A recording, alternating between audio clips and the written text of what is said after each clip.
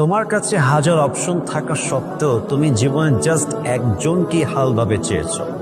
তোমার জীবনে হাজার হাজার ব্যাটার অপশন থাকা সত্ত্বেও তুমি আজীবন একজনের প্রতি হালভাবে আসক্ত থাকতে চেয়েছো। এটা তোমার সততা। আর যাকে তুমি চেয়েছো সে তোমাকে বাদ দিয়ে অন্য কোথাও ব্যাটার অপশন খুঁজেছে, এটা তার ব্যর্থতা, এটা তার সততা নয়। এবং তুমি একটা কথা অলওয়েজ মনে রাখবা, তুমি তোমার সততা দিয়ে একদিন অনেক দূর এগিয়ে যাবে। আল্লাহ তোমাকে অনেক উত্তম কিছু দিবে। আর যে তোমার বিশ্বাস নিয়ে খেলেছে, যে তোমাকে বাদ দিয়ে অন্য কোথাও ব্যাটার অপশন খুঁজেছে, আল্লাহ তো উপরে আছেন। তুমি কেন হতাশ হয়ে যাও? তুমি কেন মন খারাপ করো? অচিরেই ওয়ালাসাউফা ইউতিকা রাব্বুকা ফাতারদা।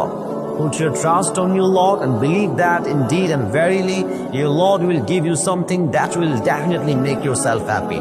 ভরসা রাখো আল্লাহর উপরে।